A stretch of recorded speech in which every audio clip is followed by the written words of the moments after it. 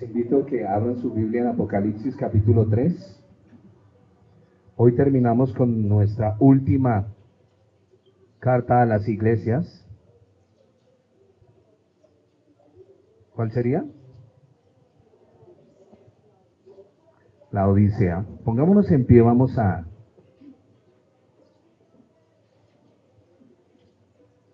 leer la palabra del Señor. Vamos a leer del versículo 14 al 16. Lo leemos de manera antifonal. Y escribe al ángel de la iglesia en la Odisea: He aquí el amén, el testigo fiel y verdadero, el principio de la creación de Dios, dice esto.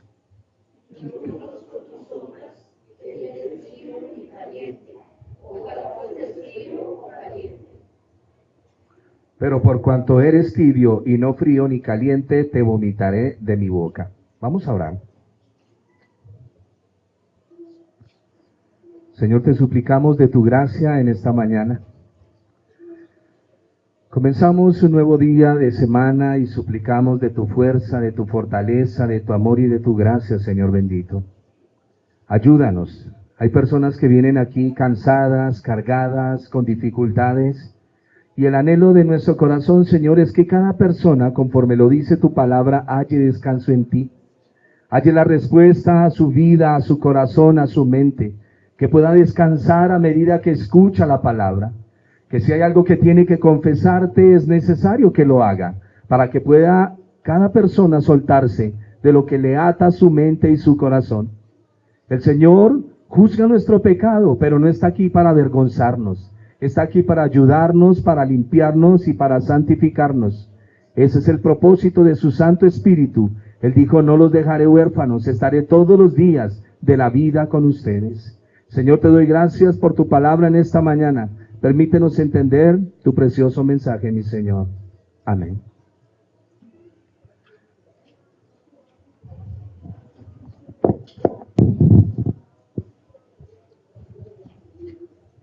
Aquí les tengo el resumen de lo que vamos a estudiar esta mañana. Pobres, ciegos, desnudos. Es lo que trata la carta a la Odisea. Escúchame algo. De lo que te ufanas es de lo que verdaderamente careces. Hay un dicho que dice: dime de qué presumes y te diré de qué careces. No lo olviden. De lo que nos ufanamos, de lo que yo creo tener, es lo que verdaderamente carezco. Nuestras capacidades se convierten fácilmente en nuestra mayor debilidad. Lo repito, nuestras capacidades se convierten fácilmente en nuestra mayor debilidad. Se tiene órganos como el oído, el ojo, pero no sus facultades o percepciones. Hay gente que teniendo el ojo no ve, y teniendo el oído no oye, no escucha. Es el caso de los jóvenes cuando se les dice no hagan eso, y aunque tiene el oído y aparentemente escucha, no oye lo que se le está diciendo. Donde abundan ciertas cosas, ellas mismas hablan de la necesidad de las mismas. ¿Cómo así? Donde abundan ciertas cosas, ellas mismas hablan de la necesidad de ellas mismas. Explico. Donde tú quieres formar, ¿qué te digo yo?, una familia, no logras tener la percepción de que en la iglesia está tu familia. Muchas veces el trabajo para llevar el dinero a casa es la prioridad, pero eso jamás será la prioridad. La prioridad de tu fuerza y de tu trabajo es para compartir con los que tienes a tu lado. Y eso es lo que la carta nos va a enseñar hoy. No pierdan de vista, vuelvo y les digo, es el resumen de lo que vamos a estudiar esta mañana. Ustedes saben que la anestesia evita la sensibilidad. Y muchos de nosotros estamos anestesiados, estamos insensibles. Y la palabra del Señor para nosotros hoy es necesario que te despiertes, es necesario que salgas de donde tú estás mirando, es necesario que tú entiendas que las cosas que se te han dado tienen un objetivo y un propósito. Nosotros como padres levantamos nuestros hijos y en nuestro momento fuimos duros con ellos, pero luego cuando viene un nieto o una nieta, ¿qué sucede en nuestro corazón? Viene una sensibilidad. Viene, si lo vamos formando, pero soy un poco menos rígido de lo que era cuando era más joven. Vamos a la historia de la Odisea. Dice el versículo 14 de Apocalipsis capítulo 3, escribe al ángel de la iglesia en la Odisea. La historia de la Odisea. La Odisea era una de las ciudades más prósperas de la región gracias a su comercio. Vuelvo otra vez, lo que les dije al comienzo. La abundancia de lo que a veces tenemos es lo que demuestra mi carencia. Era una de las ciudades más ricas, más prósperas de su comercio. Tenía estadio, gimnasio, baños turcos, 2 teatros, un centro de ciencia y una escuela de medicina. Eso era un avance para la época. Tenía el centro textil más próspero, muy próspero, famosos por la lana negra que hacían allá, o lana azabache. Como les decía, tenían la escuela de ciencia y de medicina. Allá crearon el polvillo llamado el polvo de frigio, o comúnmente conocido como colirio. La Odisea era la más rica y poderosa entre las 3 ciudades en el valle del río Licos. Ya les explico. Se la conocía por su lana negra, su ungüento para los ojos y sus centros de banca o bancos que tenían. Pero aún con toda su riqueza tenía un gran problema. No tenían agua. Y tendieron una red de agua corriente muy deficiente. Ninguna otra ciudad en el Valle del Lico era tan dependiente de los suministros de agua como la Odisea. ¿Qué es lo único que no tiene la Odisea? Agua. Entonces crean un acueducto. Aquí queda la parte que estamos hablando. La iglesia de la Odisea o la comunidad de la Odisea está en medio de estas 2 ciudades, Hierápolis y Colosas. Está en medio de las 2 y tendieron un acueducto para llegar a la ciudad de la Odisea. ¿Por qué es necesario mirar esto? Por algo que el Señor le va a decir a la iglesia en unos momentos. Abra su texto y lo miramos en Apocalipsis.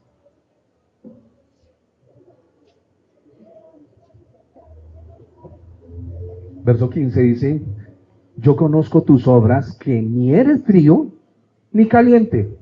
Ojalá fueses frío o caliente. Entonces estamos acá en la comunidad de la Odisea, que está rodeada por 2 ciudades, Hierápolis y Colosas. Tendieron un acueducto porque aunque la ciudad de la Odisea es muy rica, no tienen agua. Eso ya se lo dije, ya construyeron el acueducto. El problema del agua de la Odisea. Los laodicenses construyeron acueductos para traer agua. Colosas tenía una fuente de agua fría. Recuerden, Colosas está a un lado y Hierápolis está a la otra. Colosas tiene agua fría. Hierápolis, agua caliente o aguas termales. ¿Cuál es el asunto con ellos? Pueden ir leyendo. El asunto era que al pasar el acueducto, el agua fría que venía de Colosas, al llegar a la ciudad llegaba tibia. Y los que tenían agua en Hierápolis, cuando la enviaban, como son aguas termales, se dificultaba mucho para el consumo debido a los componentes que trae el agua hasta que no lo limpiaran. Antes de beber el agua, debían esperar a que el agua se enfriara, ya que si la tomaban tibia, producía náusea. ¿Ustedes han estado en aguas termales? ¿El olor que sale de esas aguas? Azufre. Y es importante entender el trabajo, porque el Señor utiliza lo que la ciudad tiene, el Señor lo utiliza como ejemplo. Si el Señor entrara a la casa al taller del hermano Feliz, él le diría, la vida es como los frenos, y le da su explicación de los frenos. O si vamos al trabajo del hermano Leonardo, le hablaría sobre los presos y la guardia. Si fuéramos al trabajo del hermano Alex, le hablaría del café. Si fuéramos al colegio de la hermana Xiomara y así sucesivamente, con cada uno de ustedes, el Señor daría su explicación. Lo mismo está haciendo acá con esta ciudad. Ellos saben la dificultad que tienen para beber el agua. Y ahí el Señor toma esa coyuntura para hablarles a ellos. Vuelvo y les digo, si se tomaba el agua tibia producía náuseas, pues estaba cargada de minerales que debían sedimentarse. ¿Qué tiene que ver eso? Mucho. El agua de Colosas, al llegar a la Odisea, al igual que la de Hierápolis, se transformaba en inútil. ¿Por qué? Por su tibieza. Venía fría de Colosas y en su transcurso llegaba tibia. Y la que venía de las aguas termales llegaba igualmente tibia. En vista de la distancia que recorrían las aguas por la tubería, casi 9 kilómetros, al llegar a la ciudad, el sol las había tibiado y perdían su atractivo para una sed bien tremenda. Arrancamos con la descripción del Señor acá. Escribe al ángel de la iglesia en la Odisea. He aquí el amén. ¿Qué es el amén sin leer? ¿Por qué decimos amén? ¿Amén? Amén. ¿Y por qué decimos amén?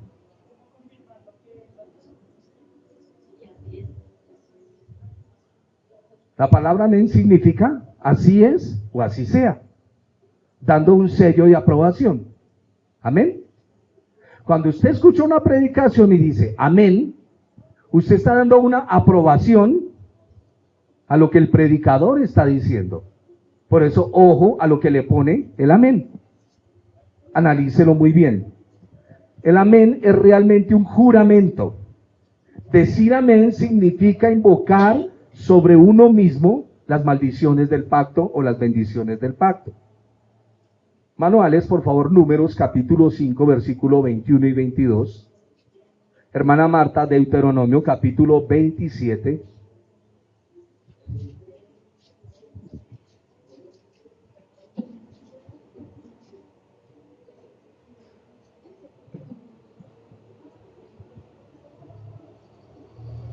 Números 5, 21 y 22.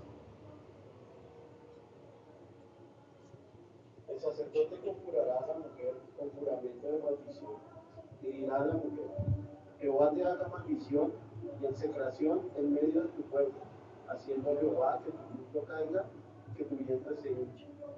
Y estas aguas que dan maldición entren en tus entrañas, y hagan hinchar tu vientre y caerá tu muslo. Y la mujer dirá: Amén, amén. Amén. A ver, este caso que estamos leyendo ahí en el libro de Números era que si un hombre estaba celoso y desconfiaba de que su mujer se acostó con algún hombre, la llevaban al sacerdote y le hacían beber un agua. Al beber ella el agua, el estómago se le inflamaba, la cola se le caía y quedaba inmunda. Lástima que pasó ya la costumbre, ¿no? Porque si no, ¿cuántos casos veríamos hoy en día? Pero termina diciendo que cuando el sacerdote hace el juramento, tenía que decir la mujer, ¿qué? Amén. Ahora vamos a escuchar Deuteronomio 15 al 26, que es nuestro texto. Lea 15, 16 y 26.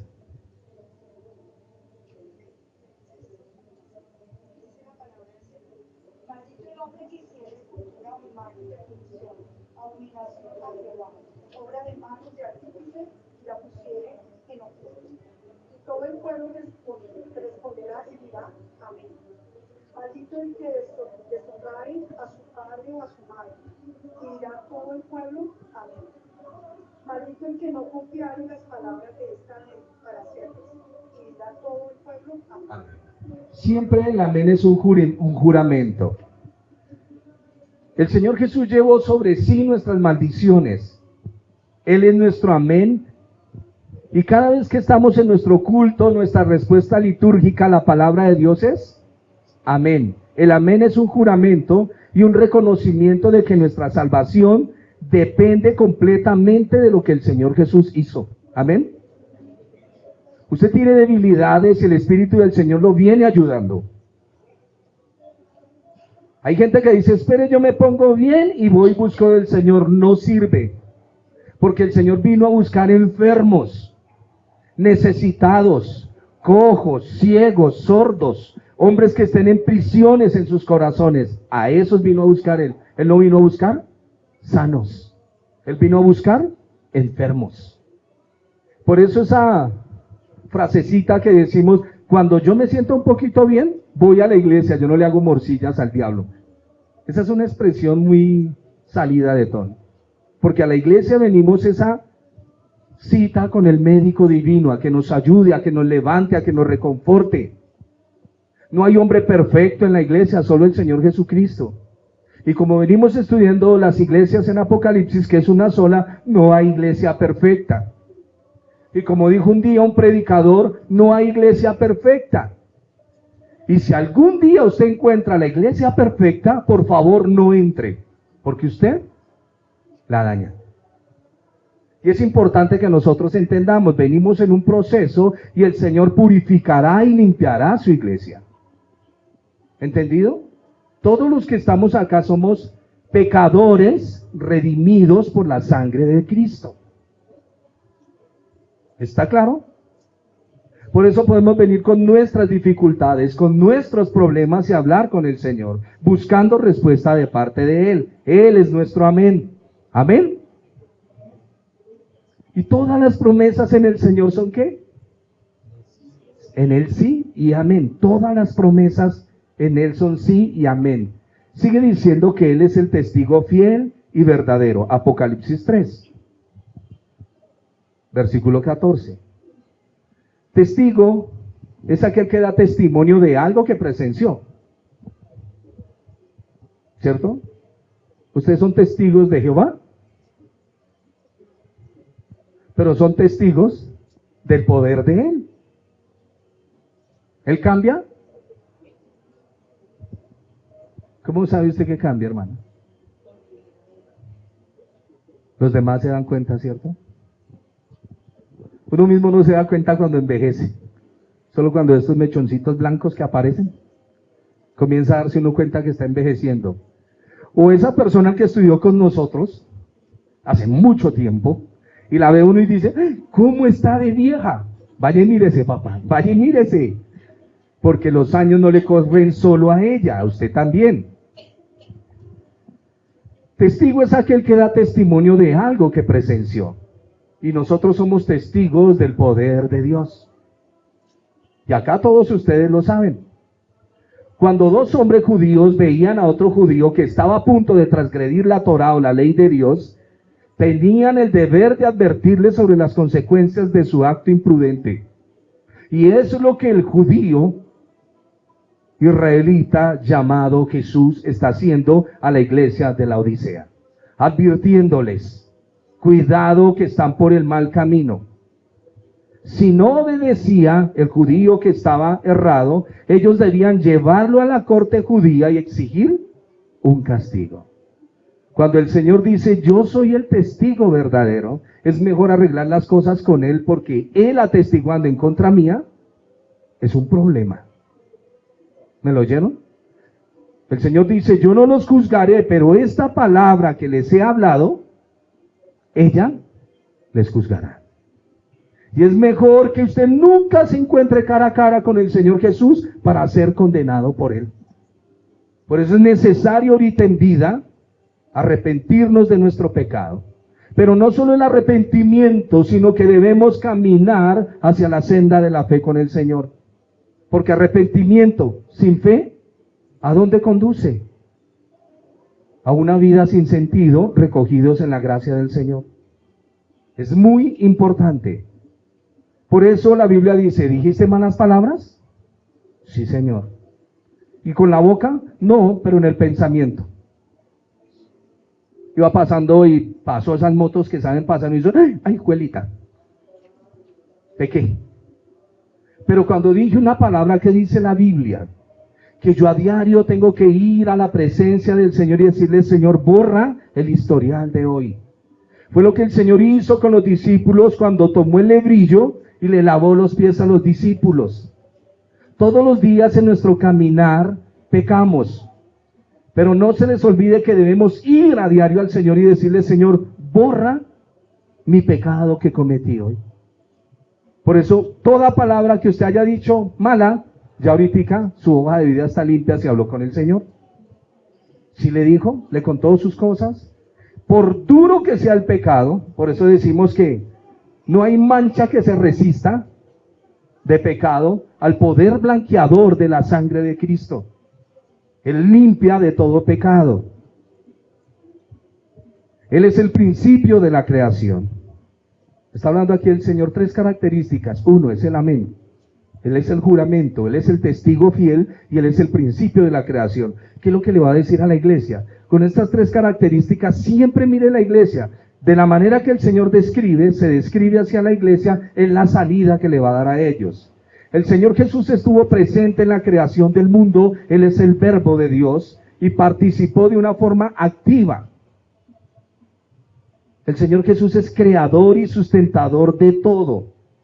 Y le está diciendo a la iglesia de Colosas y nos está diciendo a nosotros que debemos reconocer que dependemos de Dios y de su autoridad. ¿Está entendido? Ya vamos a leer Colosenses, hermana Sandra, capítulo 1, versículo 15 al 18. La crítica principal que el Señor hace a la iglesia de la Odisea es conformarse con la tibieza.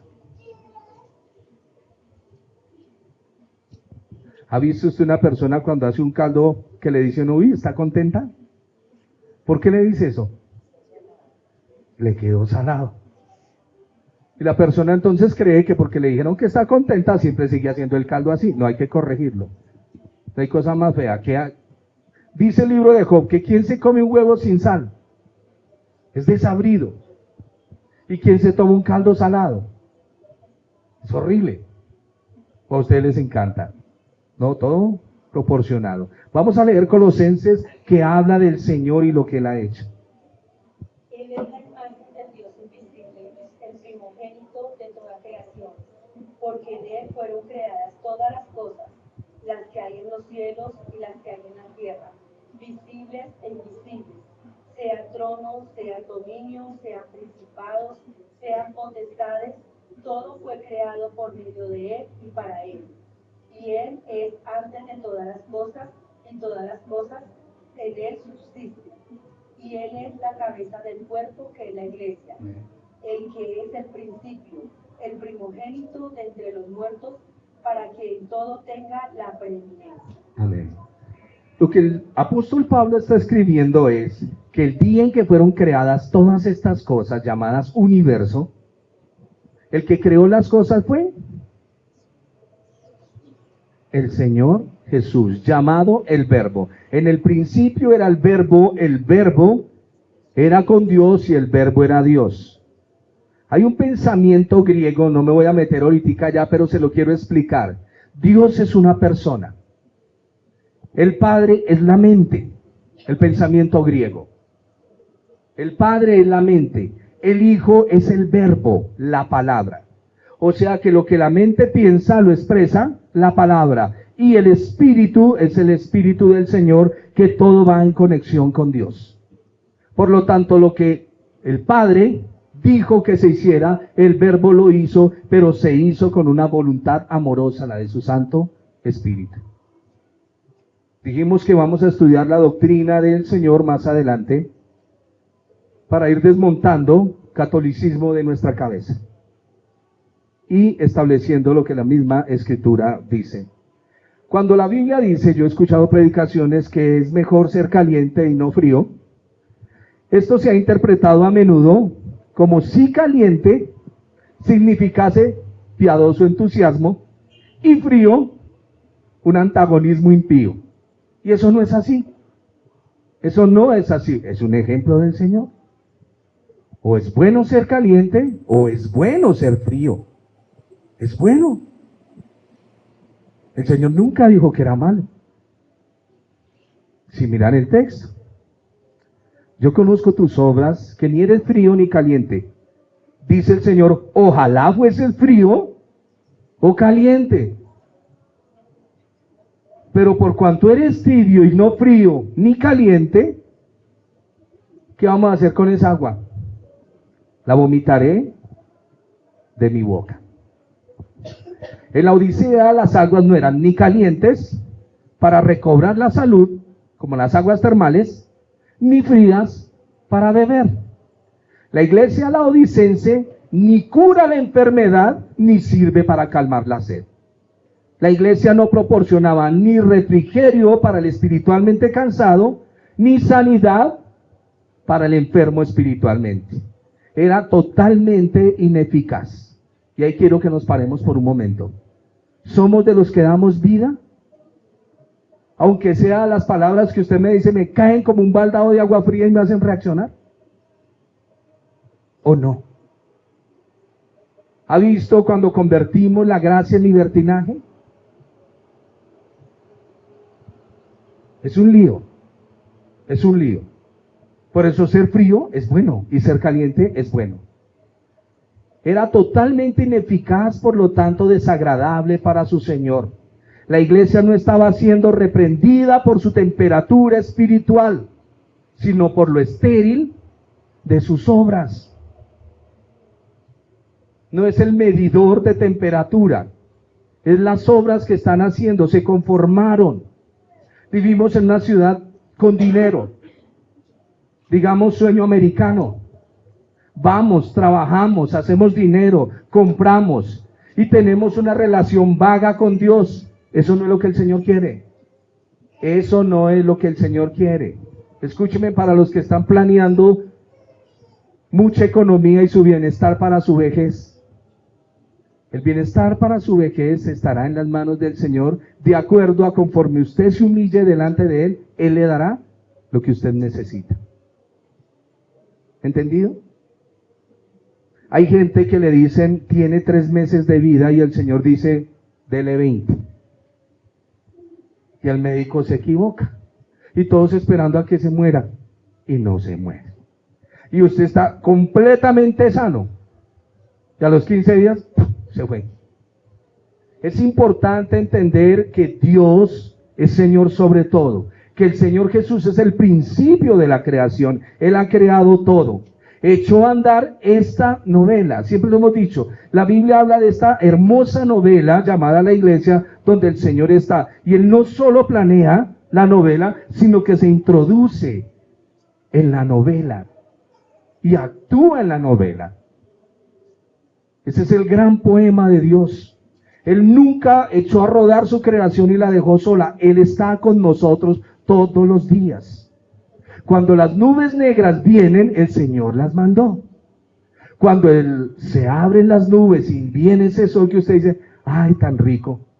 Porque el agradecido del sol dice, gracias, Señor. Y hay otro que como Jonás le está hiriendo el sol la cabeza. Por eso debemos orar al Señor que nuestra relación sea plácida con Él. Hay gente que si llueve, malo. Si hace sol, malo. Si está enfermo, malo. Si está sano, malo. Todo es malo. Aprende a disfrutar cada día con su propio afán, con su propio mal. No te quejes tanto, nada sacas. ¿No te has dado cuenta de esa gente que a toda hora se queja? Es que mire, llegaron y se apoyaron en el vídeo. Es que no tienen cuidado, no limpian. Tranquila, ¿por qué no hay coge un trapo y lo limpia? Ya, relájese. Y si no lo va a limpiar, no diga nada. No diga nada. Ya. Déjenos tranquilos, ahora con un trapo y lo limpiamos. ¿Y qué parte es la que le molesta? Venga, lo limpiamos. Ya, así. Es importante no ser carga. Ser bendición. Ser una bendición donde quiera que estemos.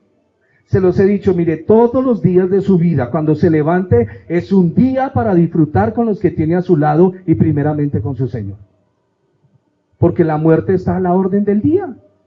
Si usted muere, no tiene ningún problema porque disfrutó y no tiene cargos de conciencia con las personas que le aman.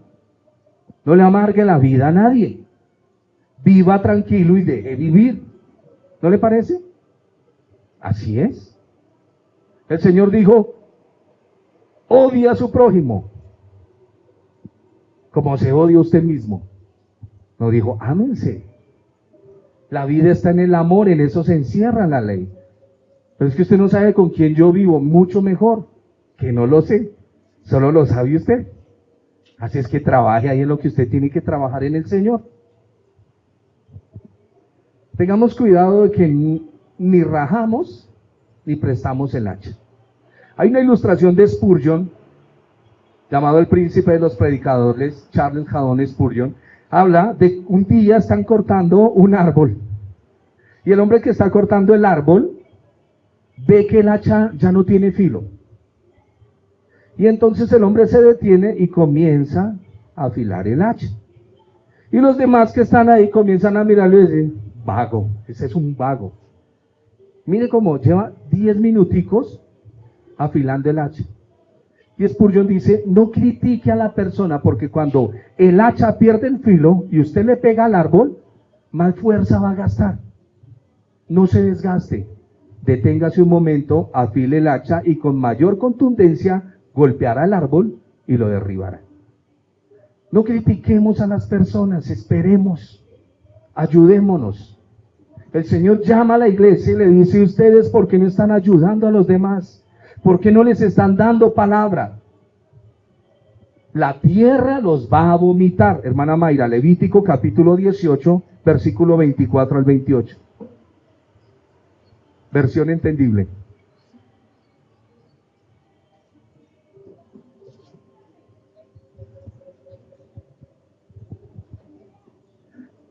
Cuando la Biblia dice, te vomitaré de mi boca, recuerden que el que está escribiendo es un hebreo. Y nos toca remitirnos a lo que él habla, no a una especulación griega que Aristóteles dijo o lo dijo Platón, sino lo que la Biblia dice. Ninguna de estas cosas os mancillaréis, pues en todas estas cosas se han corrompido las naciones que yo he hecho delante de vosotros.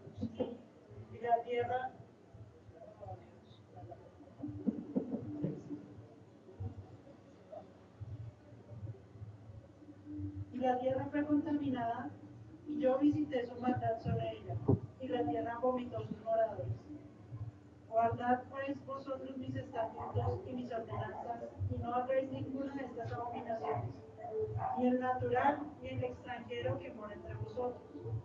Porque todas estas abominaciones hicieron los hombres de aquella tierra que fueron antes de vosotros, y la tierra fue contaminada. No seas que la tierra os vomite por haberla contaminado, como vomitó la nación que habitó antes de vosotros. Amén. Y las cosas flotan por su característica.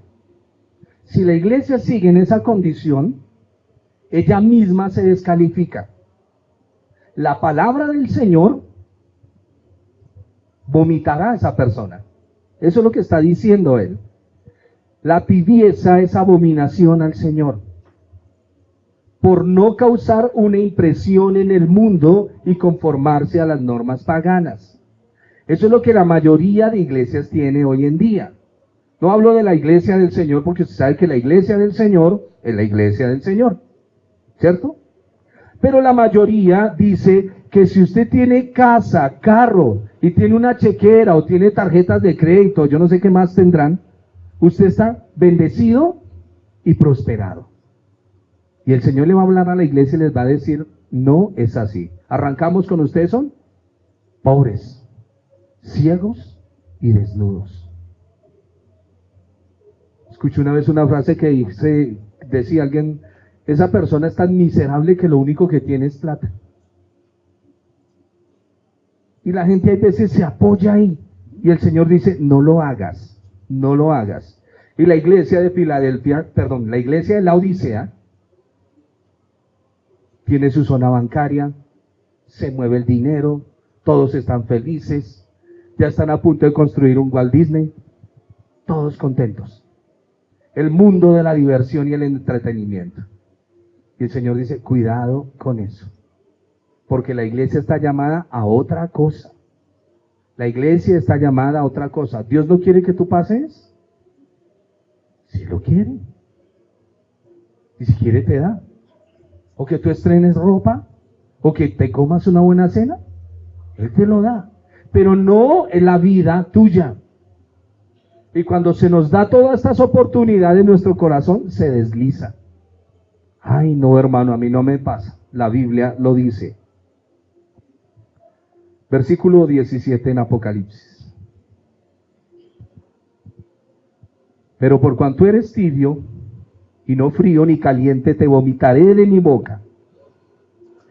Porque tú dices, no yo, tú dices, no se le olvide el texto, tú dices, yo soy rico, me he enriquecido, de ninguna cosa tengo necesidad, y no sabes que tú eres un desventurado, miserable, pobre, ciego y desnudo. Qué palabras tan fuertes del Señor. Pero prefiero que me las diga y me haga reaccionar a que no me las diga y termine yo en un castigo. Porque hay veces nosotros no queremos que se nos diga nuestro pecado, no queremos que nos digan por qué estamos caminando mal. Queremos tapar nuestras pecaminosidades con liviandades. Y es mejor que se nos denuncie y que el Señor mismo nos diga.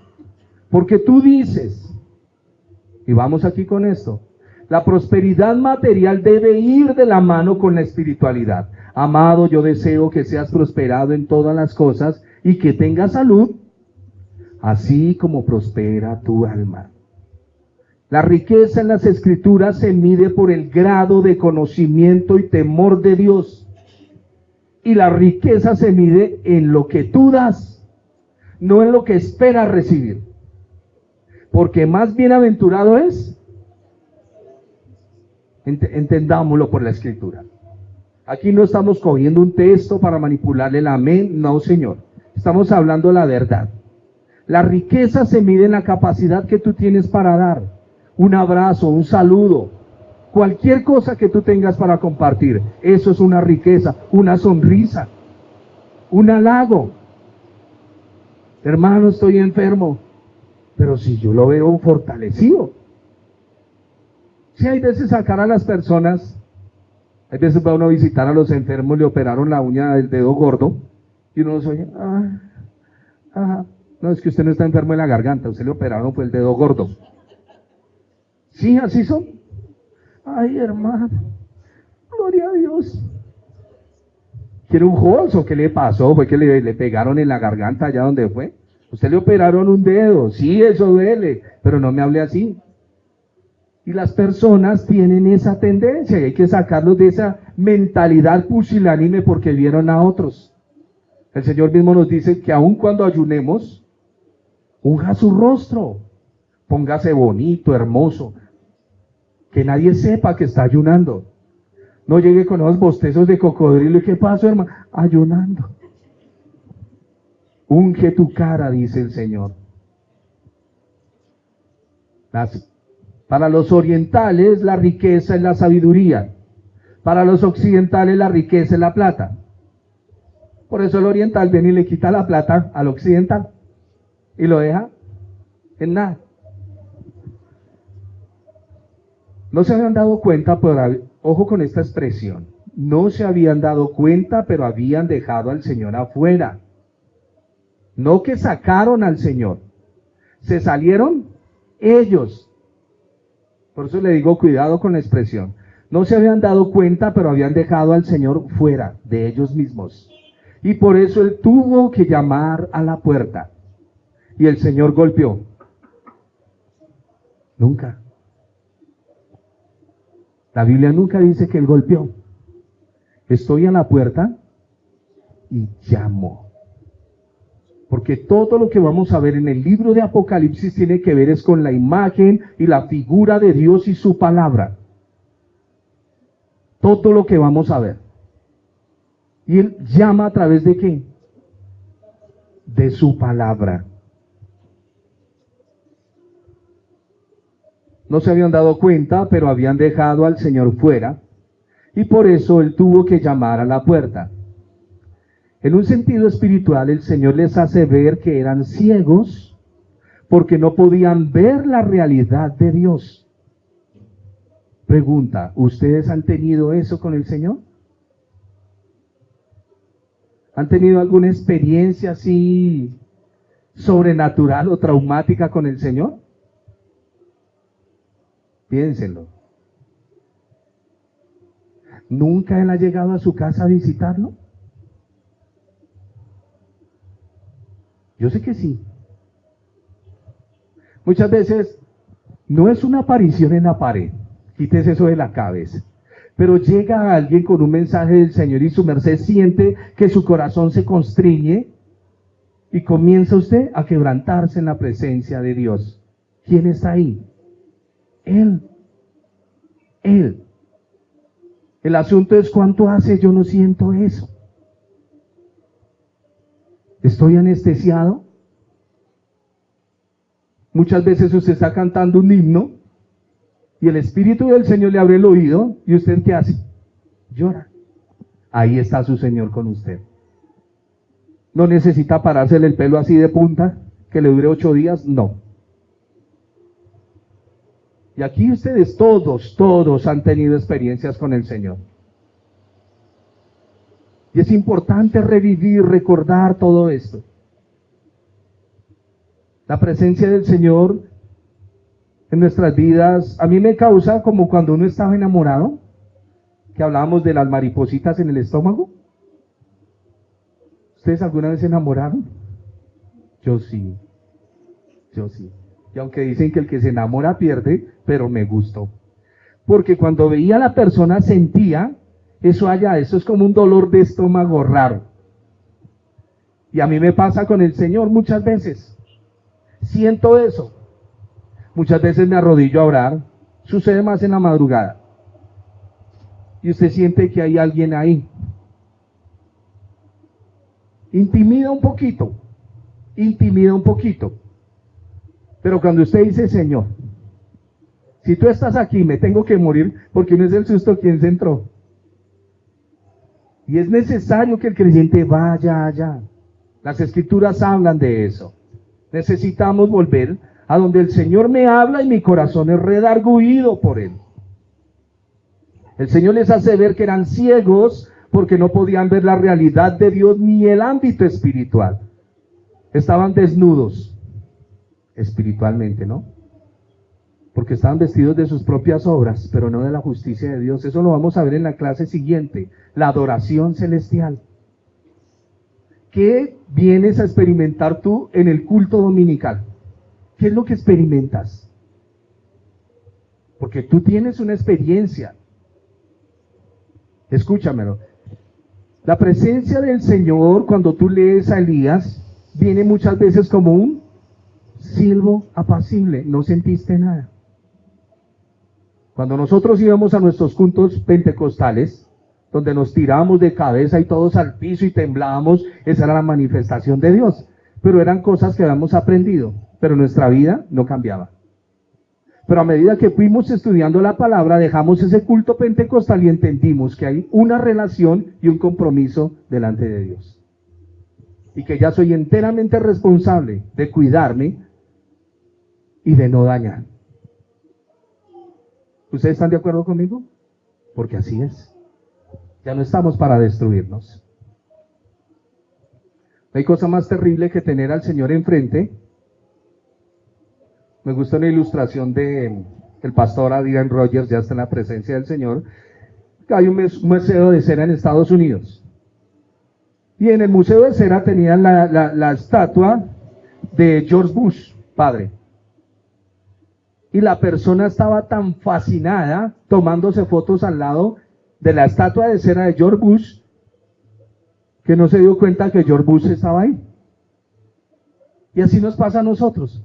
Hay veces nos detenemos tanto en mirar otras cosas que no miramos al Señor. repite el Señor, ciegos y desnudos. Cuando uno se cree rico, piensa que no necesita nada. Miren lo que pasó con el pueblo de Israel. Hermano Óscar, Oseas, capítulo 12, versículo 8 y 9. Ya voy llegando para cerrar la enseñanza y que entendamos. Pero hemos aprendido de que debemos tener comunión con Dios porque si no somos llamados ciegos. Efraín dijo, ciertamente he enriquecido, he hallado riquezas para mí. Nadie hallará iniquidad en ti, ni pecado en todos mis trabajos. Pero yo soy Jehová tu Dios desde la tierra de Egipto. Aún te haré morar en tiendas como en los días de la fiesta. Amén. El problema de cuando la gente se enfoca en su prosperidad y no en el Dios que la da. Y el Señor dice, con todo lo que usted tiene lo voy a hacer morar en tiendas. O sea, tiene para comprar casa, pero lo va a hacer pagar arriendo. Así es el Señor. Mire, el Señor es precioso. Hay días en que no tenemos un peso y nos antojamos de todo. Y hay momentos en que Él introduce el dinero en tu bolsillo, pero te quita el gusto. Y tú miras y ya no quieres. Es que no sé, tengo hasta rebote. Pero no, usted no quería esto. Precioso el Señor. Precioso. Y hay veces nos hace sentirnos saciados con algo pequeñito. Cuando caminamos con el Señor, la guapanela nos sabe a malteada. Es una bendición. El huevo nos sabe a pollo broste. Es una bendición. Algunos piensan que la prosperidad material es un indicativo de comunión y no es así. El hecho de que te esté yendo bien en la economía no quiere decir que tú estás en comunión con Dios. Dios te puede dar provisión, pero tú no puedes estar teniendo relación con Él. Eso es un lío. Pedro, el apóstol, describe la ceguera como carencia de virtud espiritual, hermano Cristian. Segunda epístola del apóstol Pedro, capítulo 1, versos 5 al 9.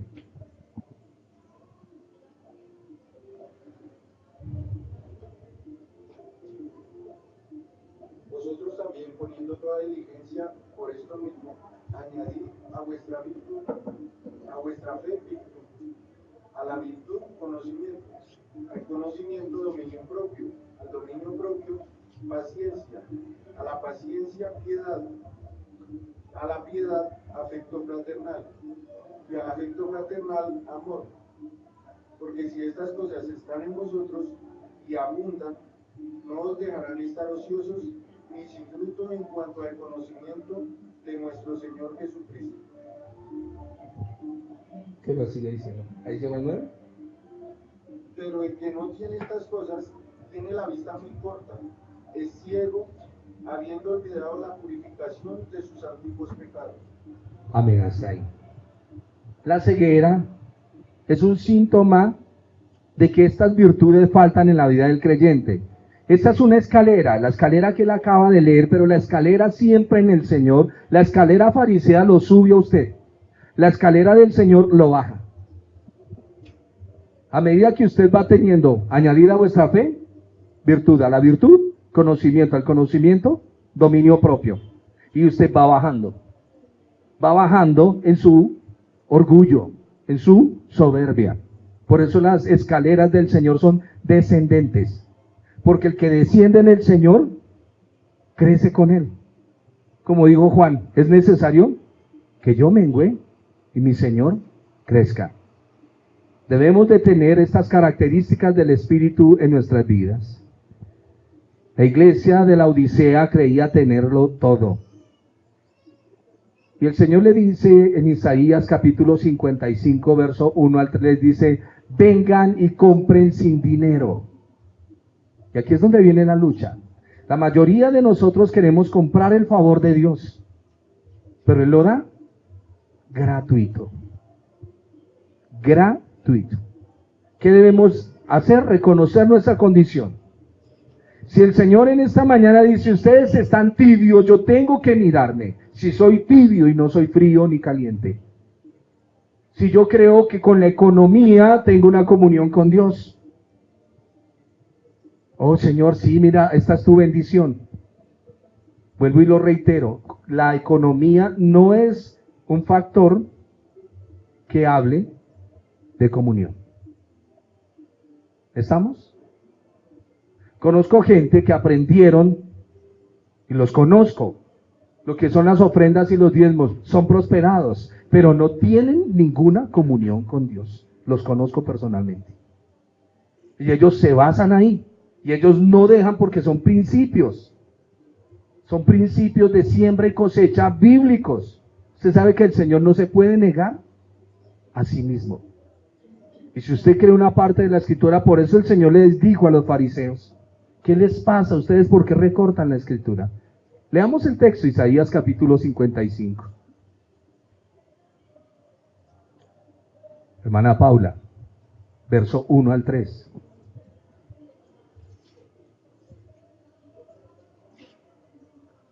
Aquí el Señor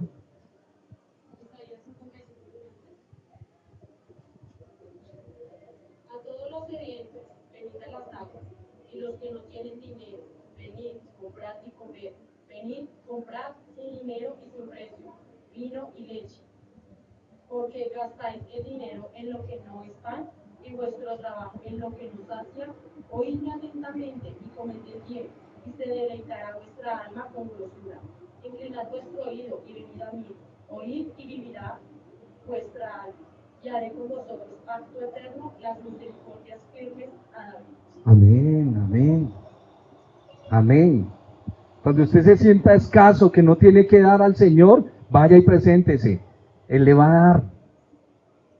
Pero es que ¿qué tengo para...? No, no tienes nada, pero vas al dador. ¿Y qué dice el profeta sobre la fe?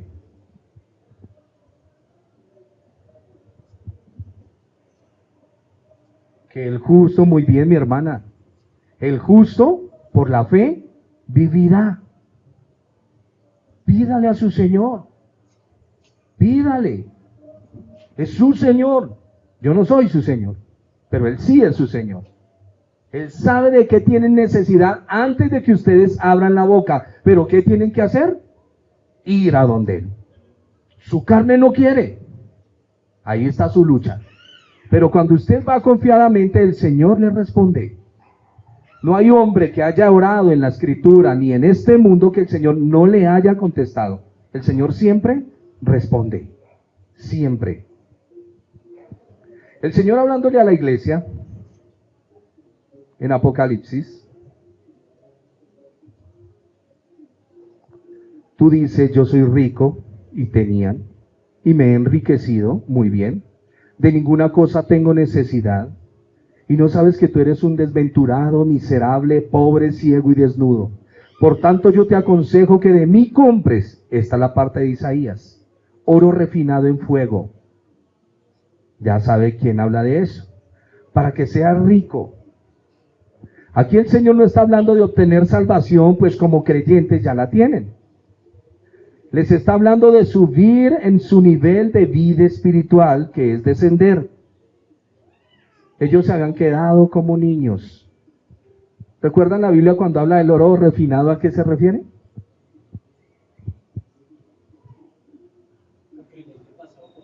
Muy bien, hermano Oscar, por favor, primera de Pedro, capítulo 1, versos 6 y 7. El oro en la Biblia representa lo divino. Y me gusta eso que dice el hermano Oscar, porque creo que él ha pasado por ese fueguito, ¿cierto? ¿Y cómo le cuesta a uno cuando lo están refinando, no, mi hermano? Su merced solito no ha pasado, por ahí vamos todos. Es que una cosa es hablar de la prueba cuando yo estoy tranquilo. Voy a orar por el hermano que tiene hambre, pero yo tengo esto lleno. Eso es muy fácil. Eso es muy fácil. Ahora, que se le descontrole todo y usted diga, vamos a tener la paz del Señor, ahí sí le creo. Ahí sí. Porque aprendiste. Y el Señor dice que a su pueblo lo hace pasar por necesidades. Le hace pasar hambres. ¿Dios hace pasar hambres? Sí. ¿Y nos pasa por pruebas? Sí. ¿Y nos enferma? Sí. Y eso lo hemos leído en Deuteronomio. Dice para probarte, para que te des cuenta qué tienes en el corazón. Porque el Dios que nos enseñan es un Dios que tiene que obedecerme si yo oro. Pero Dios no es Él. Dios no es Él. El verdadero Dios es Dios. Pero que nos dice, pídeme y yo te daré. Y que en el momento que no le va a dar, le dice, no te voy a dar eso. Vas a pasar por aquí. Vas a matar los dragones para que logres conseguir la princesa. Vas a saber qué es pasar la prueba para cuando te dé las cosas, no las malgastes y aprendas a compartir. Sí que es difícil de nosotros compartir con los demás, ¿no? Porque estamos en una sociedad basada en el ego. Yo me quiero, yo me amo, soy luchona, soy superhéroe, soy el mejor. Por favor. Dice la Biblia que te alabe la lengua del extraño. Hermanos, ¿no se han dado cuenta cómo he cambiado? Todos hacen... Pero cuando hay un cambio, la gente dice, oiga, esta persona cómo ha cambiado. ¿Sí o no? Antes no se le podía decir nada porque era un fosforito. Ahora es dinamita. No, es importante, la gente nota el cambio. Dime qué tanto, dijimos al comienzo, y te diré de qué careces. Dime qué tanto criticas y te diré de qué sufres. Sencillo, frases célebres para pensarlas y meditarlas. ¿Qué tanto criticas? Hermano Oscar. En lo cual vosotros os alegráis, aunque ahora por un poco de tiempo, si es necesario, tengáis que ser afligidos en diversas pruebas, para que sometida a prueba vuestra fe, mucho más preciosa que el oro, el cual, aunque perecedero se prueba con fuego, sea hallada en la alabanza, gloria y honra cuando sea manifestado Jesucristo. Amén, gracias mi hermano. Entonces el oro en la Biblia representa lo divino, el trabajo de Dios. Puede representar nuestra fe en Dios, la cual va a ser puesta a prueba. Es fácil tener fe en Dios en las buenas, pero ¿quién sigue siendo fiel en medio de las aflicciones? Es una lucha. No crea que fue un juego cuando el Señor le dijo, Pedro, Satanás lo ha pedido para zarandearlo como a trigo. Pero he rogado al Padre que no falte tu fe. Y ya esa frase sonó linda, ahora vaya al proceso y véalo. Véalo cómo él entra en la crisis, cómo niega al maestro y cómo va y llora amargamente. Porque es que no vemos el proceso, vemos la frase. Mira la frase después del proceso. Una vez, trabajando con un hombre, enseñándome en las ventas, me dijo lo siguiente y es muy cierto. Me dijo, véndeme ese espejo para saber si tú sabes vender. Entonces le dije, no, mire, es que es de tinta negra y es un poco resistente. Y me dijo, no, no me sirve. Le dije, entonces, como dijo, comienza a decirme desde la preparación de la tinta, cómo viene forrado eso, si viene con bolita que verdaderamente no se pare el esfero, si viene con un taponcito arriba que la tinta no se seque, dígame todo el trabajo para la elaboración y preparación de ese esfero. Y así me lo puedes vender. Y lo mismo sucede, hay veces nosotros queremos vender el producto, pero no mostrar el proceso. Hay veces, por eso discuto mucho. Yo he escuchado por ahí unos personajes que ni arte ni parte, y como decía Charles Spurgeon, ¿de qué me habla usted, hermano?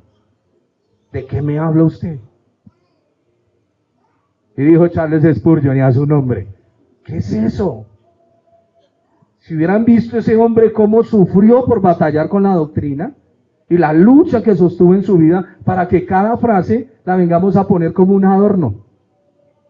No, es que cada frase trae, cada arruga en la cara, cada cicatriz que tenemos, eso es lo bonito de las cicatrices, ¿no? Nos recuerdan qué fue lo que pasó.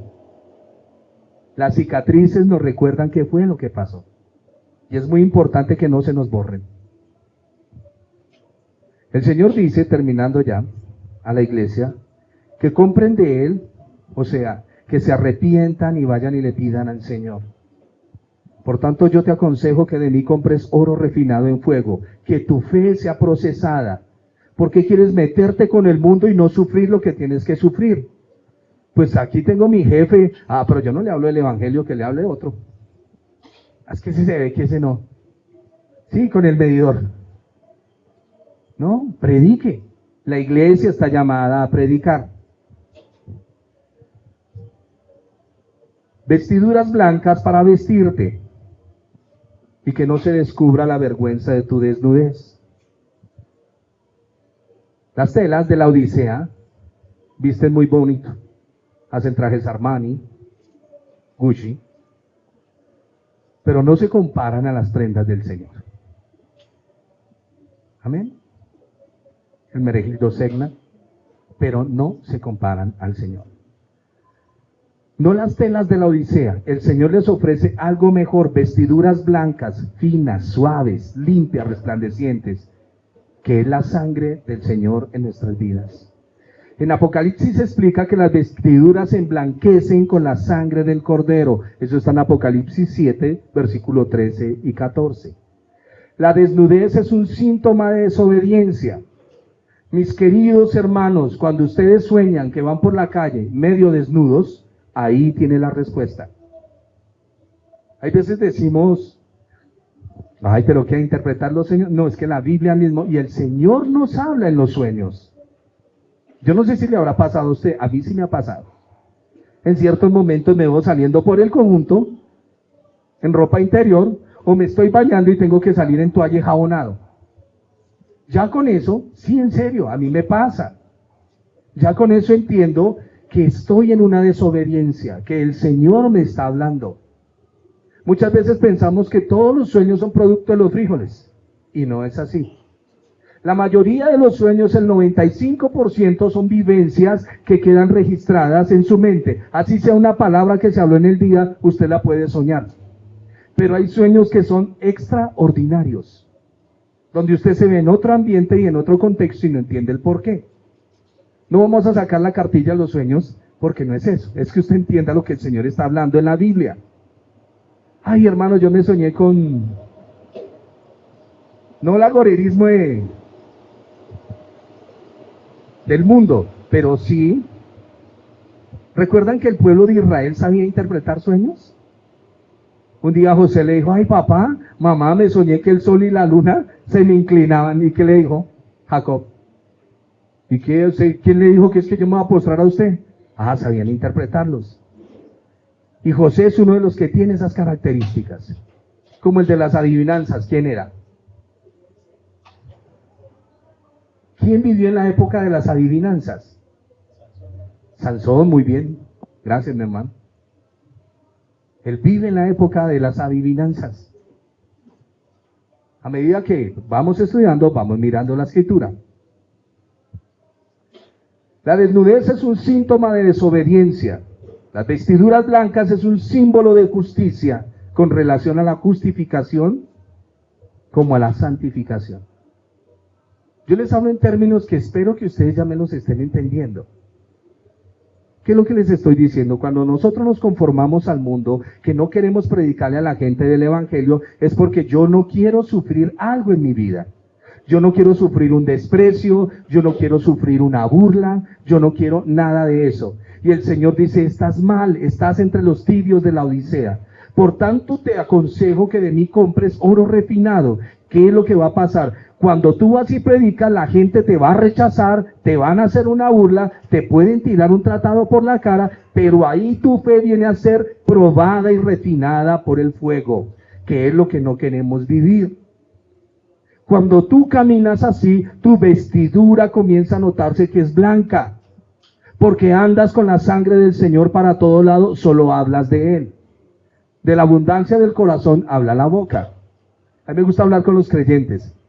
5 minutos, los 5 primeros minutos, hermano, Dios lo bendiga, qué bendición, no, gloria al Señor. Y de ahí para allá, póngale cuidado a lo que habla. Le habla de la abundancia de su corazón. No habla de más.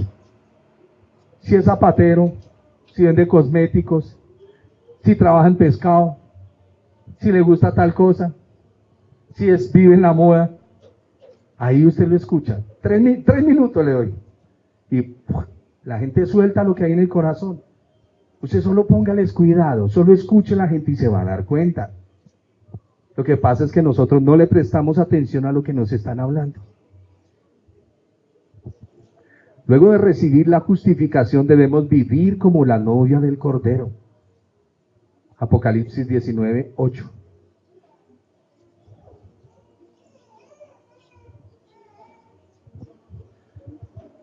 Parte importante de la ceguera es no reconocer nuestras propias faltas.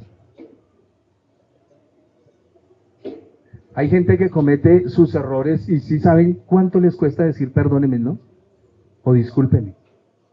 La embarré. No, se les cae un brazo. Se les cae. Se paran ahí en su orgullo. Ah, no, pero usted fue el que me ofendió. Cuando el Señor dijo que pusiéramos la otra mejilla. El Señor lo dijo. Mire, cuando se equivoque, por favor, si usted es hijo de Dios, diga, discúlpeme.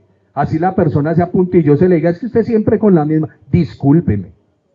Discúlpeme y discúlpeme. Sí, porque así somos nosotros, ¿no? ¿O qué quiere? ¿Que le rueguen mi disculpa? Pero ahí vamos aprendiendo, que salga la palabra, salga la palabra. Eso es un entrenamiento. Mire, la verdad, sí me equivoqué. Y cuando a usted le digan eso, por favor no se enseñoree. Ayude al hermano que está haciendo un acto de caridad en su corazón con su orgullo. Ayúdelo. Hermano, discúlpeme. Está bien, no, sí. No le diga, usted siempre con la misma mano, usted no cambia. Árbol torcido nunca endereza. No, pues qué bendición, ahí lo dejo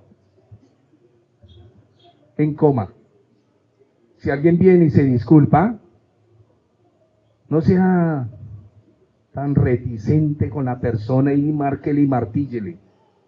No, sencillamente recíbalas. Bueno, y tú te estás disculpando, ¿por qué? ¿Cómo por qué?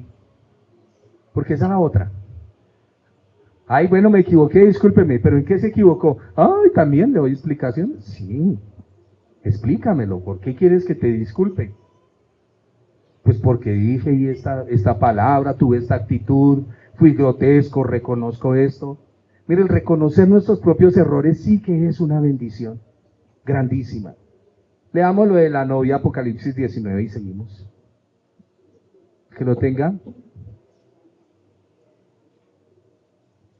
Y a ella se le ha concedido que se vista de lino fino, limpio y resplandeciente, porque el lino fino es las acciones justas de los santos. Amén. Y a nosotros se nos ha concedido vestirnos de lino fino, lino limpio, blanco y resplandeciente, que son las acciones justas de los santos, lo que tú haces. Enséñale a la gente a pedir perdón, a disculparse, reconoce tus errores. Parte importante de la ceguera es no reconocer tus propias faltas. La ceguera es un símbolo de impotencia. La capacidad piadosa madura para juzgar en un juicio recto. Si uno no reconoce, ¿cómo puede ayudar a alguien? ¿Cómo? Un ciego es el que no tiene las virtudes que ya leímos en Pedro. El Señor dice que limpiemos nuestros ojos con el colirio de la palabra. ¿Tienes cataratas en los ojos? El colirio de la palabra. Verso 19 dice el Señor, yo castigo y reprendo. Cuando el Señor nos llama la atención, lo hace por amor. Nos exhorta para que rectifiquemos y nuestra actitud debe ser corregibles. ¿Nos gusta que nos corrijan? Amén. Uy, no les creo. No les creo. A nadie le gusta que lo corrijan. ¿O sí? Eso estuvo mal, señorita, eso estuvo mal. ¿Estuvo mal? ¿Por qué estuvo mal? ¿Me lo explica? Como cuando en la sala, en las aulas de clase, profesor, no entendí, ¿me puede explicar? ¿No entendió? No. Si no entendió, no entendió. Para eso es el diálogo, la comunicación. Nosotros nos metemos en la mayoría de problemas por no tener comunicación. Y la comunicación es entre dos personas, por eso es comunicar. Y cuando vayas a hablar con alguien y quieras comunicarle algo, por favor, esfuérzate en lo más posible para que la persona te entienda. Ah, sí, yo era uno de esos, que a mí me decían algo y yo todas me las sabía, todas más una. Pero fue con el Señor que tumbo tras tumbo vine a aprender que tengo que escuchar lo que Él me dice. Y así vine a comunicarme con las demás personas. De resto nunca hubiera podido. Yo era una persona retraída, un problema. Me aislé de la sociedad, todos eran mis enemigos, yo a nadie le decía dónde vivía. No, yo era un problema gravísimo.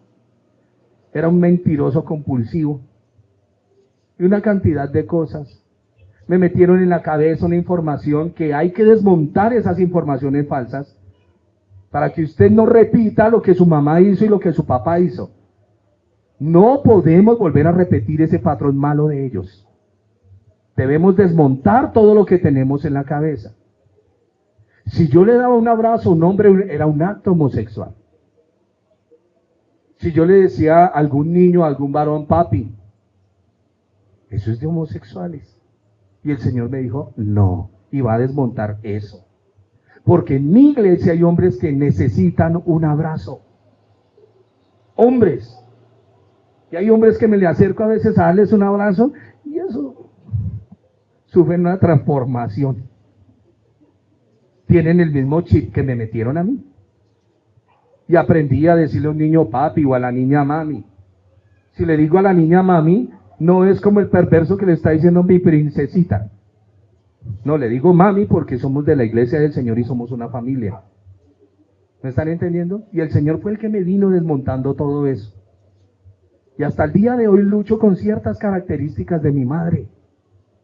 Y yo quiero desmontar eso. Yo no me llamo María. Yo me llamo James. Y yo soy un producto diferente a María. Como usted es un producto diferente a su papá y a su mamá. Sí, vienen de ellos. Y se parece mucho. Y sacó los ojitos de él. Pero su actitud y su comportamiento tiene que ser igual al del Señor Jesús. ¿Me oyeron? Conformados a la imagen del Señor. Verso 20 dice, y aquí yo llamo a la puerta. Yo no sé por qué se me va el tiempo tan rápido. Mesuzá. Mesuzá es una palabra hebrea que habla, los judíos siempre, el Señor dio un mandamiento en Deuteronomio y dijo, y escribirás estas palabras de la ley en los dinteles de tus puertas y esto. Mesuzá es una cajita, no la cajita es mesuzá, dentro de una cajita que incrustan en la pared, ahí están los mandamientos que el Señor ordenó. Esos mandamientos que están ahí en un rollito es lo que se conoce como mesuzá. Es la palabra del Señor. Oye Israel, Jehová nuestro Dios uno es. Y enseñarás a tus hijos y las repetirás a los hijos de tus hijos andando por el camino. Eso es lo que está contenido en ese rollito llamado mesuzá. Cuando el Señor dice, estoy a la puerta y llamo, es lo mismo. Es mi palabra, dice el Señor, a sus corazones. Vuelvo y los llamo como en Deuteronomio. Estoy a la puerta y llamo. La puerta del Evangelio llama tanto a creyentes como a incrédulos al arrepentimiento. Este es un llamado directo a la iglesia, porque es una carta a la iglesia. El Señor no está llamando al pecador al arrepentimiento. Es la iglesia que llama al pecador. Es la iglesia la que llama al pecador al arrepentimiento. Ese es el trabajo de nosotros. En tiempos antiguos, la gente no invitaba a cenar a su casa a cualquiera. Un día de esto vamos a hablar de los umbrales. ¿Se ha visto? Hay casas que tienen, ¿cómo se llama eso? Como un andén, un umbral, un andén altico, un pollito en ladrillito. Algunas casas lo tienen para que no se entre el agua, algunas cosas. Esto que tiene aquí, por decirle la puerta, ahora cuando termine el culto no se van a parar a mirar. habla de una separación. En la época antigua, cuando usted cruzaba ese umbral, si no era invitado, usted se metía en un problema. Se metía en un problema. Para pasar ese pedacito, como cuando usted se para en la puerta y si no le dicen siga, ¿qué hace? Entra en shock. Pero si le dicen siga, bienvenido, usted ya se calma un tricito. El Señor dice, en tiempos antiguos la gente no invitaba a cenar a su casa a cualquiera. ¿O sí? ¿O usted va por la calle y vio a Doñero y venga, caminamos a almorzar a la casa? No. O a don ejecutivo, no, usted no lo hace. No invita a esas personas si no tiene confianza, sino solo amigos de confianza con quien hubiera hecho un pacto o una alianza. ¿A qué voy con esto? La cena que participamos nosotros es espectacular. Somos invitados a la mesa del Señor. No la tome tan rápido. El Señor dice, 19 y 20 termino. Yo reprendo y castigo a todos. Llévese eso en su corazón. Lléveselo. Si en algún momento siente que el Señor lo está disciplinando, ¿lo disciplinan por qué? Porque los ama. Yo reprendo y castigo a los que amo. Sé pues celoso y arrepiéntete.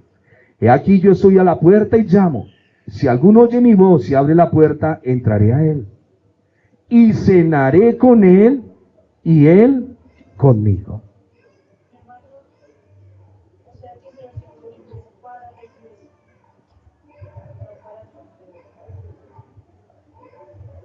Y es la iglesia la que llama al incrédulo al arrepentimiento. Es el Señor llamando al pueblo del pacto que ¿qué pasó? Si tienen una labor, tienen una tarea que hacer. La referencia a comer con el Señor también tiene relación con la cena y la comunión. Al vencedor, la promesa para el vencedor es sentarse con el Señor en autoridad. Al que venciere, le daré que se siente conmigo en mi trono. Ya sabe que el trono es símbolo de autoridad. Así como yo he vencido y me he sentado con mi Padre en su trono. El que tiene oído, oiga lo que el Espíritu dice a las iglesias. Y es el privilegio de gobernar con Cristo, que solo le pertenece a los creyentes. Escuchen esto. Se lo voy a leer para que me lo entiendan. El privilegio de gobernar con Cristo le pertenece a todos los creyentes en el tiempo y en la tierra. Aunque el dominio es progresivo a través de la historia hasta la consumación final. ¿Qué le estoy diciendo? El Señor les ha entregado a ustedes autoridad. ¿Qué están haciendo con ella? Porque se les prometió a la iglesia tener autoridad para caminar en esta vida. Yo les doy autoridad sobre... ¿Qué dice la Gran Comisión? ¿Sobre qué nos dio autoridad? Sobre principados. Si veían cosa mortífera, no les hará daño. Pondrán la mano sobre los enfermos y sanarán. Sanarán. Esa es la Gran Comisión. Ustedes tienen un poder delegado por Dios. ¿Qué estamos haciendo con él? ¿Estamos como la Odisea, quietos? Entonces el Señor nos llama la atención. Tu lengua es para bendecir, no para chismosear. El que le gusta chismosear mucho, haga un ejercicio. Abra la boca, saque la lengua y ciérrela duro. ¿En serio? A ver si el dolor que siente por un ratico no le ayuda para no hablar más de las personas. Estamos para bendecir y no para dañar. Cierro con lo que comencé.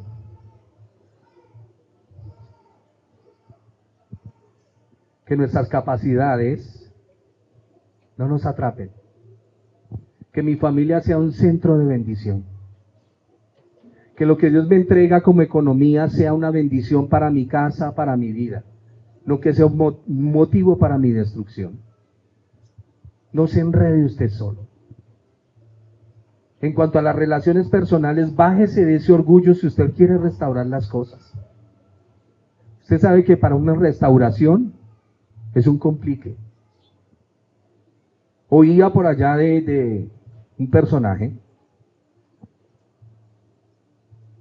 en una película que en Japón cuando se dañan las porcelanas, si son finas, se cae la porcelana y usted sabe cómo queda, ¿no? Y cuando la van a pegar, toman oro en polvo, lo aplican al pegante y con eso pegan la porcelana. Cosa que cuando pegan la porcelana no van a ver la grieta, sino que la grieta está revestida en oro. Y la porcelana adquiere un mayor valor, un mayor precio. Por eso los problemas que hemos pasado en la vida no se detenga a mirarlos, sino que son una bendición para seguir hacia adelante y no volver a cometerlos. No podemos estar hablando mal del pasado que caminamos. Eso ya hay que mejorarlo. ¿Me oyeron? Porque somos la gente de la restauración, de la bendición. Somos ese pueblo, somos el pueblo de Dios. Cierra sus ojos, oramos.